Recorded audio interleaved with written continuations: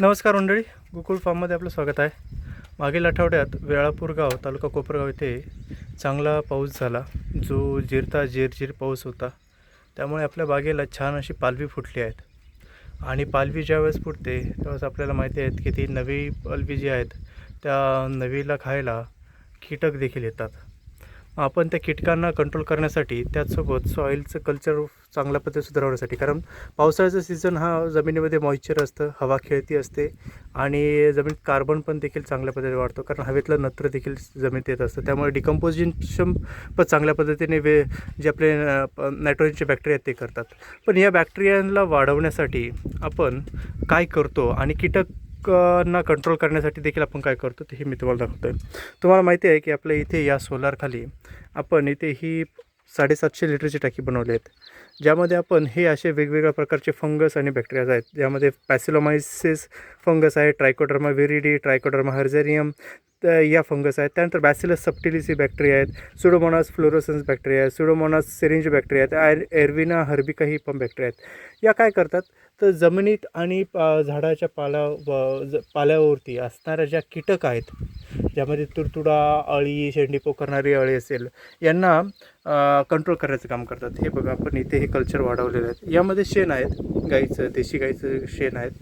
देशी गाईचं गोमूत्र हे आपले या ड्रममध्ये आहेत, जे की आपण या टाकीमध्ये टाकत असतो. आणि इथे हा काळा गुळ आहे. सो असं आपण यामध्ये टाकतो आणि हे बॅक्टेरियाज आणि फंगस आपण इथे याच्यामध्ये वाढवतो.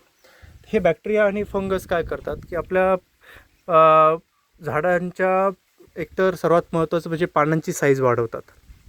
त्यानंतर त्यावरती कीटक कंट्रोल करण्याचं काम करतात.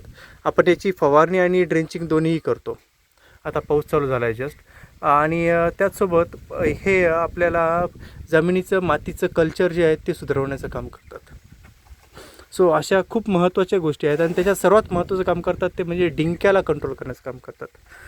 मागील पहिल्या वर्षी ज्यावेळेस मी बाग लावली होती त्यावेळेस खूप साऱ्या प्रमाणात डिंक्याचा प्रादुर्भाव झालेला, पण त्यावरती मला नैसर्गिकरित्या आणि जैविकरित्या काम करायचं होतं. त्यामुळे मी यावरती थोडंसं संशोधन केलं आणि डिंक्याला कशा पद्धतीने कंट्रोल करता येऊ शकतं, तर त्यासाठी या बॅक्टेरियाचा जर असा अभ्यास करून आणि मी शेतात वापरायला सुरुवात केली. आणि मला जवळपास एक 98 ते 99% मी म्हणतो की 100% देखील डिंक्यावरती कंट्रोल आला आहे. मला कुठेही डिंक्याचा जास्त प्रादुर्भाव दिसत नाही, पण आपण त्याची काळजी कंटिन्यू घेत असायला हवी.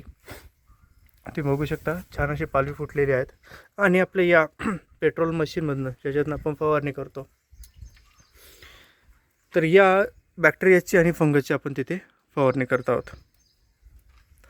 जर हे कल्चर कोणाला हवं असेल तर नक्की मला संपर्क साधा. आत्ता पावसाळ्याचं सीझन आहे, पावसाळ्यात बॅक्टेरियाज आणि फंगस चांगल्या पद्धतीने वाढतात.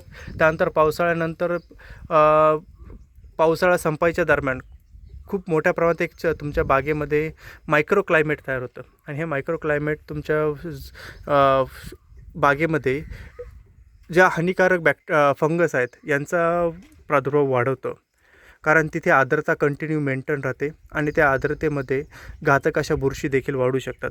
तर त्यांना कंट्रोल करण्याचं देखील काम करता आलं पाहिजे असं आहेत. त्यामुळे तुम्हाला जर या बॅक्टेरियाज वगैरे लागल्यात तर मी तुम्हाला नक्कीच देईल.